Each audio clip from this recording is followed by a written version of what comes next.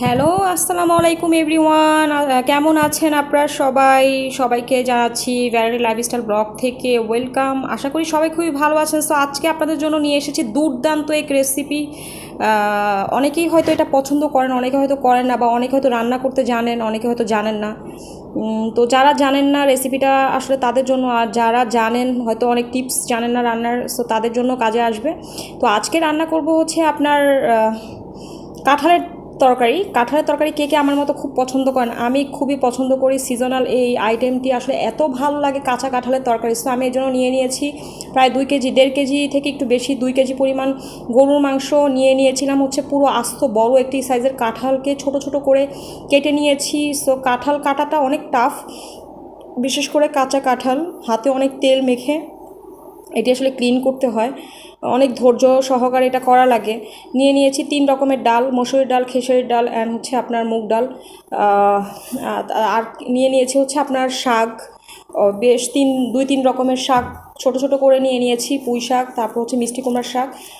আরও চাইলে আরও অনেকে অনেক ইনগ্রিডিয়েন্টস দিতে পারেন।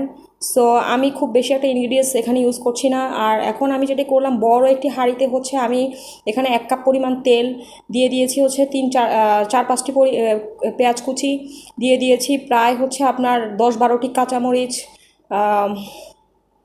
কারণ যেহেতু আমি এখানে অনেক কিছু অ্যাড করব, সো ঝালটাও যদি প্রপারলি না হয় খেতেও ভালো লাগবে না। তো আপনারা কে কীভাবে রান্না করেন এই আইটেমটি আমাকে কমেন্টস করে জানাতে পারেন। আর যেটি বলতে চাই, আমার প্রিভিয়াস ব্লগগুলো আপনাদের কাছে কেমন লেগেছে, কতটুকু আপনাদের হেল্পে এসেছে, কতটুকু আপনাদেরকে এন্টারটেন করতে পেরেছে, বা কতটুকু আপনাদের কাজে এসেছে, অবশ্যই কমেন্টস করে জানাবেন। দিয়ে দিয়েছি 1 চা চামচ পরিমাণ লবণ, কমেন্টস করে জানাবেন। অ্যান্ড হচ্ছে অবশ্যই আমার চ্যানেলটির সাথে থাকবেন, ভ্যারাইটি লাইফস্টাইল ব্লগের সাথেই থাকবেন। যদি আপনাদের কাছে ভালো লাগে, আপনারা আপনাদের বন্ধুবান্ধবীকে শেয়ার করতে পারেন আমার চ্যানেলটি, আর সাবস্ক্রাইব করে রাখবেন অবশ্যই। এখানে দিয়ে দিয়েছি প্রায় 2 চামচ পরিমাণ হলুদ গুঁড়ো, 2 চা চামচ পরিমাণ হলুদ গুঁড়ো দিয়ে দিয়েছি। তো চ্যানেলটিতে সাবস্ক্রাইব করবেন, আর বেল বাটনে ক্লিক করে ফলো দিয়ে রাখতে ভুলবেন না। তো আপনাদের সাপোর্ট আসলে খুবই প্রয়োজন, আপনাদের সাপোর্ট ছাড়া আসলে কোনো কিছুই পসিবল না। তো আপনাদের সাপোর্টে আসলে চেষ্টা করছি একটু ভ্যারিয়েশন রাখার সব কিছুতে। তো আজকের ব্লগটি একটু বড় হবে, সবাই ধৈর্য সহকারে দেখবেন। পুরো রেসিপিটা যদি দেখতে হয় বা জানতে হয়, তো পুরো ভিডিওর সাথেই আপনাদেরকে থাকতে হবে। তো আমি এখানে দিয়ে দিয়েছি আপনার আদা বাটা, প্রায় 1.5 চা চামচ পরিমাণ আদা বাটা, রসুন বাটা 1 চা চামচ পরিমাণ, কারণ যেহেতু আমি এখানে মাংসটা দিব। আর গরুর মাংস তো আদা বাটা রসুন বাটা এগুলো না হলে তো জমেই না। সো আদা বাটা তো মাস্ট বি ইউজ করতে হবে। আর এখানে দিয়ে দিচ্ছি আপনার প্রায় 2 থেকে আড়াই চা চামচ পরিমাণ হচ্ছে আপনার কাঁচামরিচ বাটা, সরি কাঁচামরিচ না, শুকনো মরিচ বাটা রসুন দিয়ে বেটে রেখেছিলাম। তো আমি আজকাল হচ্ছে তরকারিতে এই মরিচ বাটাটা ইউজ করছি। দিয়ে দিচ্ছি পেঁয়াজ রসুন বাটা হচ্ছে এখানে 1.5 চা চামচ পরিমাণ। তো আপনার হচ্ছে আমি এই মরিচ বাটাটা ইউজ করার কারণ হচ্ছে এটা খুবই কালার দেয়, মানে খাবারটা খুব টেস্ট হয় অ্যান্ড খুব কালারফুল হয়। তো আপনারা কে কে আমার মতো বাটা মরিচ খুব পছন্দ করেন? আমরা আগে হচ্ছে গুঁড়ো মরিচ দিয়েই করতাম, তো ইদানিংকালে হচ্ছে চেষ্টা করছি বাটা মরিচটা ইউজ করার, যেহেতু ব্লেন্ডার মেশিন আছে, সো ইজিলি বেটে নেওয়া যাচ্ছে, সমস্যা হচ্ছে না। ব্লেন্ডিং করে রেখে দিচ্ছি ফ্রিজে, অ্যান্ড যখন যতটুকু দরকার সো ইউজ করছি, এই আর কি। তো আমি মশলাটা ভালো করে কষিয়ে নিয়েছি। এখানে আমি দিয়ে দিচ্ছি গরম মশলার গুঁড়ো। আমার এখানে গরম মশলার মধ্যে এলাচ গুঁড়ো, এলাচ, দারচিনি, তারপর হচ্ছে আপনার জিরা, গোলমরিচ, ধনিয়া সব একসাথে মিক্স করে একটা মানে গুঁড়ো করে ক্রাশ করে রেখেছি।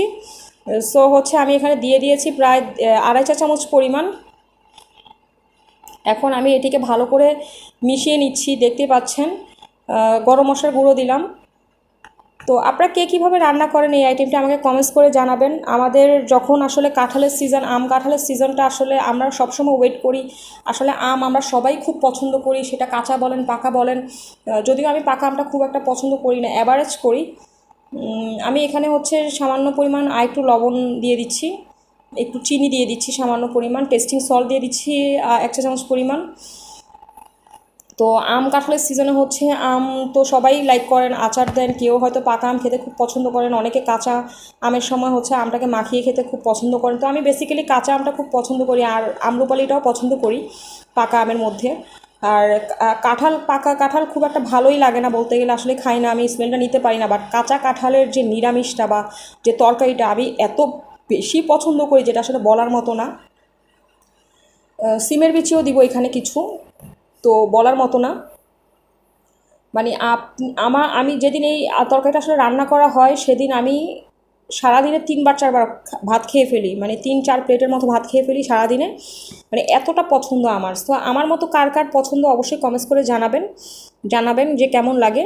তো এই তো আমি এখানে মাংসগুলো দিয়ে দিচ্ছি, প্রায় হচ্ছে আপনার 1.5 কেজি, অ্যারাউন্ড 2 কেজি পরিমাণ, মানে কোয়ান্টিটি যে যত খেতে চান বা খান ওইভাবে আপনারা দিবেন। আমি এখানে 1.5 কেজি পরিমাণ হাড়যুক্ত মাংস নিয়েছি, হাড় খুব একটা না, বাট হাড় মাংস দুটো মিলিয়ে আমি এখানে দিয়ে দিয়েছি। তো এখন ভালো করে মাংসটাকে আমি মশলার সাথে মিশিয়ে নিচ্ছি। সো আপনাদের সাথে তো আমি অনেক ভিডিওই শেয়ার করেছি, আপনাদেরকে তো দেখছি না খুব একটা লাইক কমেন্ট করতে, বা সাবস্ক্রাইব করছেন না, শুধু দেখছেন আমার ভিডিও। যদি ভালো লাগে অবশ্যই সাবস্ক্রাইব করবেন, আপনাদের আসলে সাপোর্টটা খুব দরকার। আপনাদের সাপোর্ট ছাড়া আসলে কোনো কিছুই পসিবল না। আপনাদের সাপোর্টের কারণেই হচ্ছে আমি চেষ্টা করি নতুন নতুন ভিডিও আপলোড করার। এই তো আমি এই পরে যখন আপনার মাংসটা একটু কষানো হয়ে যাবে, মাংসটা থেকে একটু পানি ছেড়ে দিবে, আমি এই পর্যায়ে হচ্ছে ডালগুলো দিয়ে দিব। আমি ডালগুলোকে অলরেডি পানির মধ্যে ভিজিয়ে রেখেছিলাম। ডালগুলো পানির মধ্যে ভিজিয়ে রাখলে হয় কি আপনার সেদ্ধ হতে খুব একটা সময় নেয় না, অ্যান্ড ডালগুলো একটু পাফি হয়ে যায় অ্যান্ড ভালো লাগে। তো আমি ডালগুলো দিয়ে দিয়েছি। এখন ভালো করে এগুলো মিশিয়ে নিব। আমি খুব একটু ক্লোজ থেকে আপনাদেরকে দেখানোর চেষ্টা করছি যে কালারটা কেমন এসেছে। জাস্ট ওয়াও অ্যান্ড দুর্দান্ত একটি কালার এসেছে। তো আশা করি সবাই খুব এনজয় করছেন আজকের ভিডিওটি। ভালো লাগলে অবশ্যই লাইক কমেন্ট শেয়ার করবেন অ্যান্ড ফলো দিয়ে রাখবেন আমার চ্যানেলটিতে, ভ্যারাইটি লাইফস্টাইল ব্লগের সাথেই থাকবেন। অ্যান্ড পারলে আপনারা আপনাদের বন্ধুবান্ধবের সাথেও শেয়ার করতে পারেন আমার চ্যানেলটিকে। তো আশা করি সবাই সাপোর্ট করবেন, সাথে থাকবেন। তো আমি দেখতেই পাচ্ছেন যে এগুলো ভালো করে মিশিয়ে নিচ্ছি ডালের সাথে মাংসটিকে। আর এখন আমি এই পর্যায়ে মাংসটি যখন একটু কষানো হয়ে যাবে, আমি মাংসে পানি দিয়েছিলাম প্রায় আধা লিটার পরিমাণ, দিয়ে হচ্ছে মাংসটাকে ভালো করে যখন একটু সেদ্ধ হয়ে গিয়েছে, আমি এই পর্যায়ে কাঁঠাল যে কেটে রেখেছিলাম, কাঁঠালের বিচিগুলোকে আমি এগুলো ছিলে রেখেছিলাম, আর কাঁঠালগুলোকে আমি কোয়া করে কেটেছিলাম। তো হচ্ছে আপনার এই সব কিছু আমি দিয়ে দিয়েছি। দেখতেই পাচ্ছেন পুরো একটি আস্ত কাঁঠাল এখানে আছে, কাঁচা কাঁঠাল একটু মিডিয়াম সাইজের। তো আমি আসলে রেফ্রিজারেটরে হচ্ছে আপনার রাখবো কয়েকদিন, বক্সে বক্সে করে। তো সবাই খুব পছন্দ করে আমাদের বাসার। এই তো আমি এগুলো ভালো করে মিশিয়ে নিব। দেখতেই পাচ্ছেন, আপনাদেরকে চেষ্টা করছি খুব জুম করে কাছ থেকে দেখানোর। তো কেমন লাগছে আপনাদের সবাই? যখন হচ্ছে কাঁঠালটি একটু সফট হয়ে যাবে, তখন আমি উপরে শাকগুলো দিয়ে দিব। আমি কিছু শাক কেটে রেখেছি। তো আমি এখানে আগে একটু কমতে হবে, কারণ যেহেতু আপনার সব কিছু মাত্র দিচ্ছি। তো একটু ভালো করে আস্তে আস্তে আলতো করে নাড়িয়ে নিচ্ছি। খুব জোরে জোরে নাড়বো না, কারণ হচ্ছে আপনার বেশি জোরে নাড়তে গেলে সব আবার পড়ে যাওয়ার একটা চান্সেস থাকবে। আমার বাসায় এর থেকে বড় হাঁড়ি আর নেই, সো আমি চেষ্টা করেছি দেখানোর। এই তো আমি এখানে দেখতেই পাচ্ছেন শাকগুলো কেটে রেখেছিলাম। এখানে শাক প্লাস হচ্ছে কাঁচা কলা আছে, কাঁচা কলা কেটে রেখেছি এখানে 2-3টি। আর এখানে পুঁই শাক আছে, তারপর হচ্ছে আপনার মিষ্টি কুমড়ার শাক আছে। তো সব মিলিয়ে হচ্ছে আমি এই তো উপর দিয়ে দিলাম। এই তো আমার রান্না কমপ্লিট, দেখতেই পাচ্ছেন এটা হচ্ছে আমার ফাইনাল লুক। তো আশা করি